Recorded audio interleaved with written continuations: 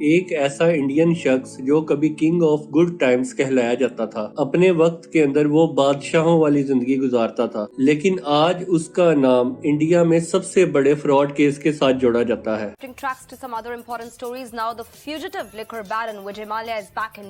جی ہاں، ہم بات کر رہے ہیں وجے مالیا کی۔ کنگ فشر وہ نام تھا جس نام نے اسے ہر اس چیز کا مالک بنایا تھا جسے ایک عام آدمی اپنے خواب میں دیکھتا ہے، لیکن آخر میں ایسا کیا ہوا کہ یہ کنگ فشر کا نام اسے پوری طرح سے لے ڈوبا۔ دراصل 1955 میں وجے مالیا کی پیدائش ایک رئیس گھرانے میں ہوئی اور اس نے اپنی لائف کے اندر پیسہ ہی پیسہ دیکھا۔ اس کے فادر وٹل مالیا کے پاس پیسے کی کوئی بھی کمی نہیں تھی، کیونکہ انڈیا کی زیادہ تر لیکر انڈسٹری پر انہی کا راج تھا۔ وہ یونائٹڈ بریوری کے ڈائریکٹر اور اس کے سب سے بڑے شیئر ہولڈر بھی تھے۔ اپنے بزنس نیچر کی وجہ سے ان کو پورے ملک کے اندر اچھی نگاہ سے نہیں دیکھا جاتا تھا، اور کہا جاتا ہے کہ اپنے خلاف کوئی بھی نیوز آنے سے پہلے ہی وہ پیسے دے کے اسے رکوا دیتا تھا۔ وجے مالیا اس کا اکلوتا بیٹا تھا، اور وجے مالیا کا لائف سٹائل شروع سے ہی کچھ الگ تھا۔ وہ بچپن سے ہی گاڑیوں کا بہت زیادہ شوقین تھا۔ تقریباً 250 کے قریب ونٹیج کار کی کلیکشن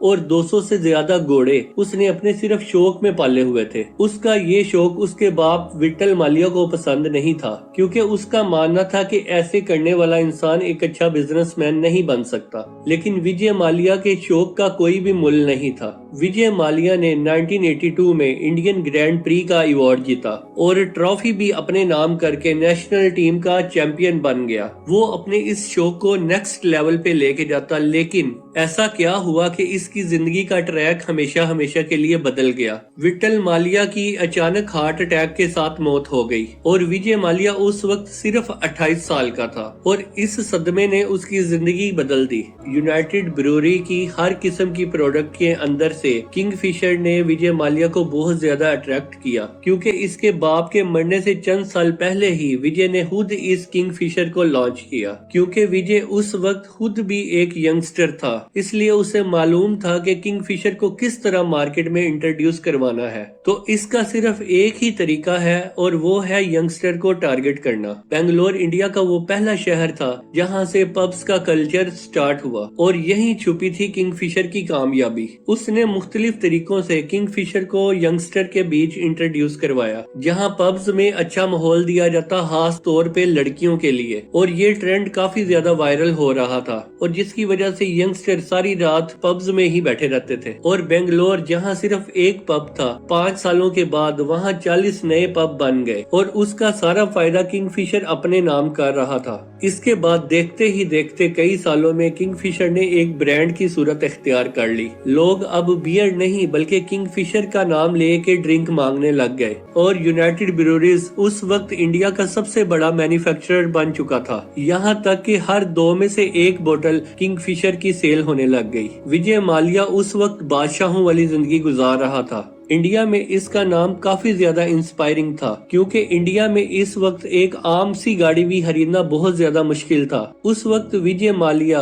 BMW، پورشے، مرسیڈیز اس طرح کی گاڑیاں رکھتا تھا۔ لوگ اسے پرنس آف انڈیا اور ریچسٹ مین ان انڈیا کے نام سے مخاطب کرتے تھے، اور وجے مالیا کو لگتا تھا کہ آگے بھی کچھ ایسا ہی چلتا رہے گا، لیکن یہ اس کی سب سے بڑی بھول تھی۔ اس وقت شراب کو انڈیا میں اچھا نہیں سمجھا جاتا تھا، خاص طور پہ ویسٹرن کلچر یعنی پبز کو، اور ان سب کو لے کے انڈین سرکار کے ارادے کچھ الگ تھے، اور ان ارادوں کا پریکٹیکل وجے مالیا کے لیے ایک برے خواب سے زیادہ نہیں تھا۔ انڈیا کے کافی زیادہ حصوں پہ شراب کے اوپر پابندی لگا دی گئی، جس کی وجہ سے کنگ فشر کی سیل تیزی کے ساتھ گرنے لگی، اور یہ وجے مالیا کا ہونے والا ڈائریکٹ لاس تھا، اور یہ تو صرف ایک شروعات تھی۔ اس کے بعد انڈین سرکار نے وجے مالیا کے گرد گھیرا مزید تنگ کر دیا، کیونکہ جن اسٹیٹ کے اندر شراب بیچنے کی پرمیشن بھی تھی، وہاں ٹی وی کے اوپر شراب کی ایڈ لگانا بند کر دیا گیا، یہاں تک کہ نیوز پیپر کے اندر بھی شراب کی ایڈورٹائزمنٹ کے اوپر بین لگا دیا گیا۔ یہ فیصلہ عین اس وقت کیا گیا جب مالیا اپنے بزنس کی گروتھ کے اوپر فوکس کر رہا تھا۔ اس موڑ کے اوپر کنگ فشر کی ایڈورٹائزنگ کا ایسا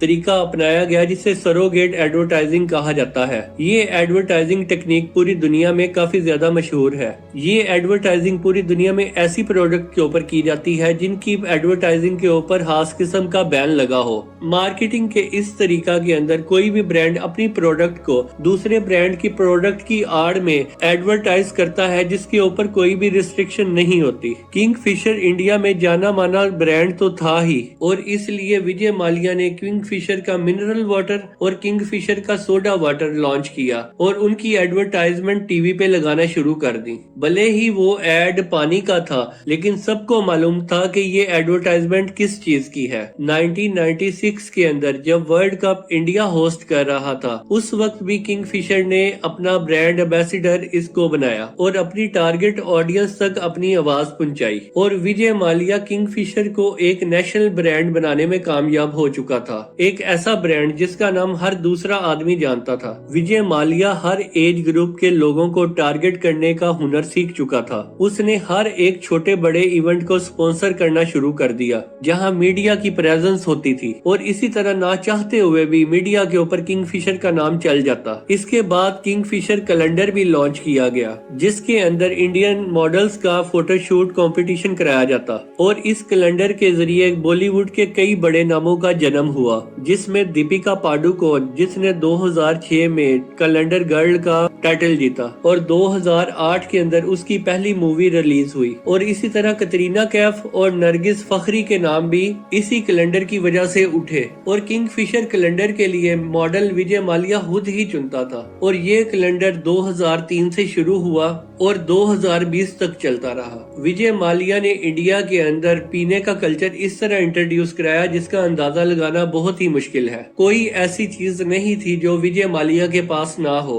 दौलत, शोहरत और एक ऐसा ब्रांड जो कि सोने के अंडे देने वाली मुर्गी से कम नहीं था। उसको सिर्फ एक चीज बहुत ज्यादा खराब लगती थी, और वो था उसको दिया गया एक ऐसा नाम जो कि उसके प्रोफेशन के साथ जुड़ा हुआ था। जी हाँ, शराब का बेताज बादशाह या फिर लिकर बैरन। अंदर ही अंदर विजय माल्या को ये चीज खाई जाती थी कि इंडिया के अंदर उसे अच्छी नजर से नहीं देखा जाता। बेशक सब लोग उसके आगे पीछे घूमते थे, लेकिन वो ये भी जानता था कि ये सब कुछ पैसे का कमाल है, और विजय माल्या को एक ऐसा नाम कमाना था जो कि उसे माशरे के अंदर इज्जत दे सके। इसीलिए उसके दिल के अंदर एक खतरनाक प्लान बन रहा था, एक ऐसा प्लान जो कि विजय माल्या का किंग ऑफ गुड टाइम का खिताब छीनने वाला था। 2004 के अंदर विजय माल्या ने 12 एयरबस A320 खरीदे जिनकी वैल्यू $240 मिलियन थी, और किंगफिशर के नाम से ही एक लग्जरी एयरलाइन लॉन्च करने की अनाउंसमेंट कर डाली। वो एक आम आदमी का फ्लाइंग एक्सपीरियंस अपग्रेड करना चाहता था,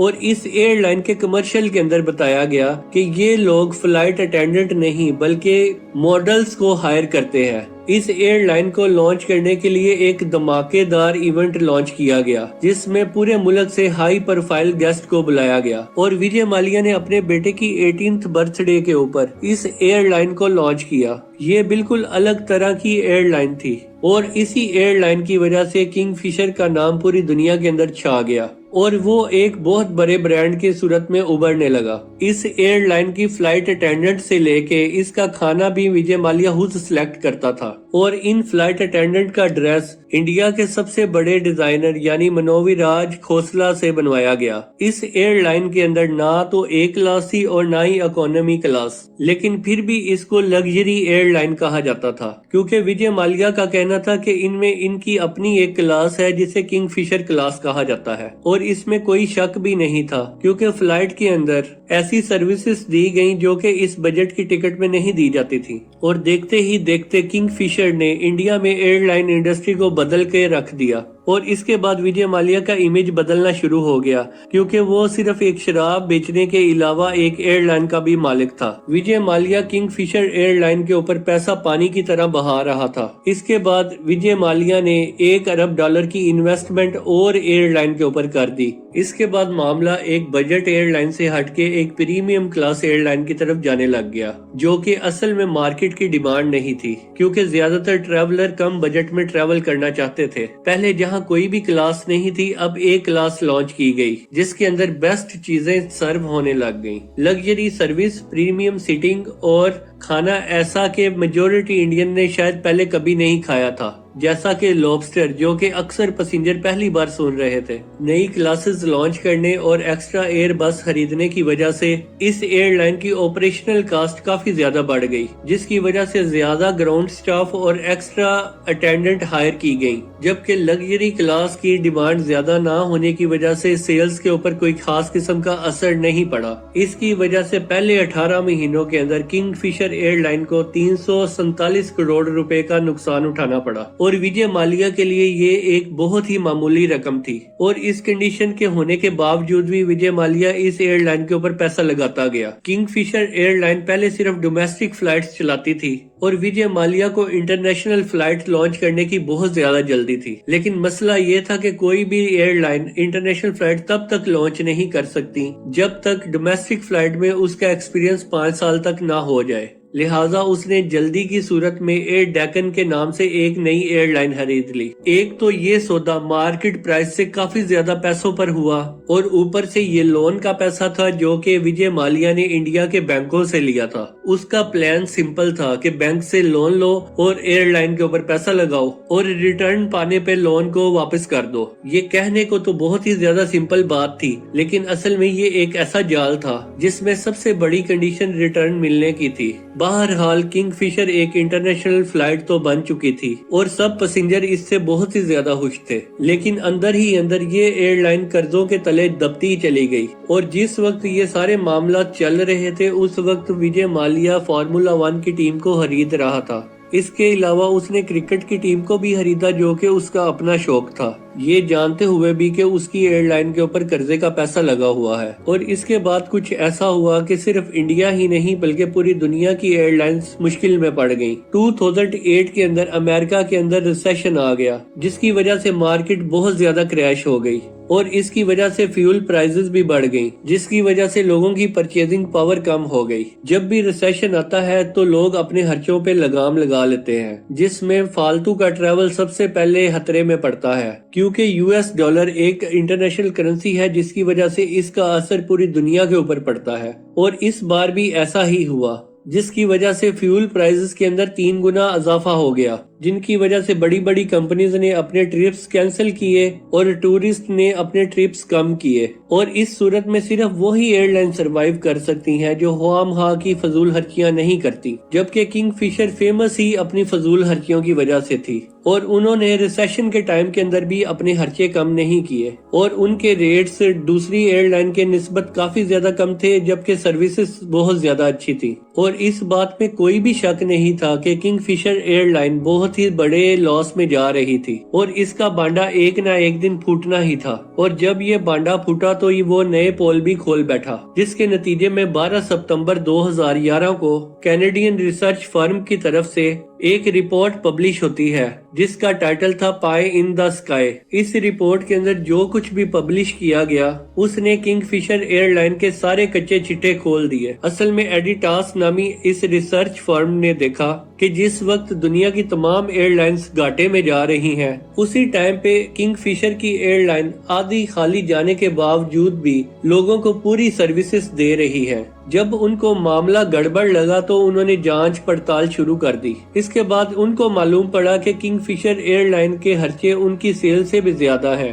اور یہ رپورٹ اس وقت زیادہ انٹرسٹنگ ہوگی جب اس میں یہ بتایا گیا کہ یہ سارے خرچے اصل میں لون کے پیسے ہیں جو کہ کنگ فشر کی ٹیم نے بینک سے لیے ہیں۔ اکتوبر 2009 میں IDBI بینک نے وجے مالیہ کو 900 کروڑ کا قرض دیا۔ اب جب بھی کسی شخص کو لون دیا جاتا ہے تو بینک یہ لازمی معلوم کرتا ہے کہ یہ لون واپس بھی کر پائے گا یا نہیں، جس کی مد میں وہ کوئی شیورٹی بھی اپنے پاس رکھتے ہیں۔ لیکن وجے مالیہ نے بینک کو جھوٹے ڈاکومنٹس دکھا کے بتایا کہ کیسے آنے والے وقت میں ان کو بہت زیادہ فائدہ ہونے والا ہے اور وہ یہ سارے پیسے واپس کر دے گا، کیونکہ اس وقت کنگ فشر اور وجے مالیہ کا بہت زیادہ نام تھا، اور اسی لیے بینک نے صرف نام کے اوپر ہی یہ سارا لون کو پاس کر دیا، جو کہ ایک بہت ہی زیادہ غیر ذمہ دارانہ حرکت تھی۔ 2009 اور 2010 میں کنگ فشر نے جتنے بھی خرچے کیے تھے وہ یا تو صرف لون لے کے کیے تھے یا کریڈٹ پہ کیے تھے، جن کا فگر $7 ارب تک ریکارڈ کیا گیا۔ ٹاس کی اس رپورٹ نے پورے بھارت کے اندر ایک تہلکہ مچا دیا۔ جس کے اندر صاف صاف لکھا تھا کہ کنگ فشر دیوالیہ ہونے کے قریب ہے، اور اس خبر کے بعد کنگ فشر کو کریڈٹ پہ پیٹرول ملنا بند ہو گیا۔ اس کے علاوہ نوبت یہاں تک آ گئی کہ جو کیٹرنگ سروسز پیسنجر کو کھانا پرووائڈ کرتی تھی ان کو بھی کئی مہینوں سے پیسے نہیں ملے، اور انہوں نے بھی مزید کھانا دینے سے انکار کر دیا۔ یہ کنگ فشر ایئر لائن اور وجے مالیہ کے لیے ایک بہت ہی زیادہ مشکل ٹائم تھا، اور اس وقت میں فلائٹ کے اندر پیسنجر کے لیے کھانے کی شارٹیج ہونے لگ گئی، اور ایک وقت ایسا بھی تھا کہ فلائٹ اٹینڈنٹ نے اپنا کھانا بھی پیسنجر کو آفر کیا، اور اس کے بعد ایک وقت ایسا بھی آ گیا کہ کنگ فشر کے سٹاف کی سیلری بھی بند ہو گئی، اور ان کو امید دلائی گئی کہ کمپنی اس نقصان کو بھر کے ان کی سیلری کو جلد ہی ادا کرے گا، اور ایسے کرتے کرتے 6 مہینے گزر گئے، لیکن کسی کو بھی سیلری کا 1 روپیہ بھی نہیں ملا۔ سٹاف نے پروٹیسٹ کیے لیکن وعدوں کے سوا کچھ بھی نہیں ملا۔ لیکن اصل بات تو یہ تھی، جب یہ سب کچھ چل رہا تھا اور 900 امپلائیز کو 6 مہینے کی سیلری نہیں ملی تھی، اس وقت وجے مالیہ فارمولا 1 اور ایک کرکٹ ٹیم کو چلا رہا تھا۔ بے شک اس وقت کنگ فشر کے پاس پیسے نہیں تھے، لیکن وجے مالیہ کے پاس اس وقت بھی بہت زیادہ پیسہ تھا، اور اس کے شاہانہ لائف سٹائل کے اندر کسی قسم کی بھی کوئی کمی نہیں آئی تھی۔ اور یہ سب جب کنگ فشر کے امپلائیز دیکھتے تو ان کا خون اور بھی زیادہ کھولتا، اور اسی دورانیہ کے اندر انکم ٹیکس ٹیم نے کنگ فشر کے بینک اکاؤنٹ کو سیز کر دیا، اور 2012 کے شروع پہ کنگ فشر کے آدھے جہاز کو گراؤنڈ کر دیا گیا، اور جس کی وجہ سے وہ اپنا ٹاپ انڈین ایئر لائن کا ٹائٹل بھی کھو بیٹھی۔ اکتوبر 2012 کے اندر ڈی جی سی اے نے اس کا لائسنس بھی کینسل کر دیا، اور وہ کنگ فشر ایئر لائن کا آخری دن تھا۔ وجے مالیہ نے 17 انڈین بینک سے تقریباً 9,000 کروڑ کا قرضہ لیا۔ اس میں سے زیادہ تر پیسہ پبلک سیکٹر بینکس کا تھا، یعنی کہ یہ عوام کا پیسہ تھا، یعنی کہ لون واپس نہ ملنے کی صورت میں بینکس نے وجے مالیہ کے اوپر کیس کر دیا، جس کے اندر بتایا گیا کہ وجے مالیہ ایک ولفل ڈیفالٹر ہے، یعنی اس نے جان بوجھ کے بینک سے تب لون لیا جبکہ اس کو معلوم تھا کہ اس کی ایئر لائن ڈوب رہی ہے۔ اس سارے معاملے کی جب انویسٹیگیشن سی بی آئی نے کی تو انہیں یہ معلوم ہوا کہ وجے مالیہ نے فیک ڈاکومنٹس دکھا کر بینک سے لون لیا، اور اس معاملے کی انکوائری کرتے ہوئے یہ بھی معلوم ہوا کہ جو پیسہ اس نے کنگ فشر کو بچانے کے لیے لیا تھا وہ اس نے اپنی پرسنل لگژریز کے اوپر استعمال کیا۔ اس کے بعد لوگوں کا غصہ اور بھی زیادہ بڑھ گیا جبکہ انہیں پتا چلا کہ اس نے اپنی 68th برتھ ڈے گوا کے اندر بہت سی زیادہ شان و شوکت کے ساتھ منائی ہے، یعنی کہ اس برتھ ڈے پارٹی پہ اتنا زیادہ خرچہ کیا گیا جس کا صرف 20% ہی ان 900 امپلائیز کی 6 منتھ کی سیلری تھی، جو امپلائیز اس وقت بہت ہی زیادہ مشکل میں تھے۔ جب وجے مالیہ کے خلاف انڈیا کے اندر لیگل کاروائی شروع ہوئی تو وہ 2016 میں انڈیا کو چھوڑ کے UK چلا گیا۔ That I am absolutely not guilty of any one of these preposterous charges of اس کے بعد انڈین اتھارٹی نے اس کے پاسپورٹ کو کینسل کر دیا اور اس کے خلاف UK گورنمنٹ میں بھی ریکویسٹ بھیج دی گئی۔ انڈین گورنمنٹ چاہتی تھی کہ مالیہ کو واپس انڈیا میں لایا جائے اور اس کا ٹرائل جاری کیا جائے، اور UK کورٹ میں ایکسٹریڈیشن کیس کافی زیادہ لمبا چلا، اور دسمبر 2018 میں UK کورٹ نے ڈیسائیڈ کیا کہ وجے مالیہ کو انڈیا واپس بھیجا جائے، جس کے بعد وجے مالیہ نے UK کورٹ کے فیصلے کے خلاف اپیل کی۔ دوسری طرف انڈین کورٹ کے اندر وجے مالیہ کے خلاف انسولوینسی کے کیس چل رہے تھے اور ان کی ججمنٹ بھی آ چکی تھی، اور اس کی پراپرٹیز کو بھی سیز کرنے کا آرڈر دیا گیا۔ انفورسمنٹ ڈائریکٹریٹ نے اس کے انٹرنیشنل اور انڈین ایسٹس کو بلاک کر دیا تاکہ بینکس کو ریکوری کی جا سکے۔ I would like to list the number of cases, sir. Vijay Mallya case, 14,131.6 crore. I have already expressed my willingness to settle with the banks. A settlement offer was proposed to the Honorable Supreme Court of India, which obviously means it was a very serious offer. اس کے بعد اس کی luxury cars, اس کے bungalows اور اس کی companies کو آکشنز پہ رکھا گیا۔ وجے مالیہ نے کئی بار انڈین بینکس اور اس کی کورٹ سے سیٹلمنٹ کی کوشش کی لیکن اس کو کوئی بھی سکسیس نہیں ملی، اور کنگ فشر ایئر لائن کے کلیپس کے بعد اس کا امیج بہت ہی زیادہ خراب ہو گیا، اور اس کے اوپر میڈیا اور لوگوں نے کافی زیادہ کریٹیسائز کیا، اسپیشلی کیونکہ وہ UK کے اندر ایک لگژری لائف جی رہا تھا۔ जबकि इंडिया के अंदर उसके ऊपर कर्जा चुकाने का दबाव था। अभी तक विजय माल्या की लीगल टीम उसको बचाए हुए है, लेकिन इंडिया के अंदर उसे वापस लाने की कोशिशें अभी तक चल रही हैं। उम्मीद है फाजी टीवी की ये वीडियो आप भरपूर लाइक और शेयर करेंगे। जज़ाकल्लाह।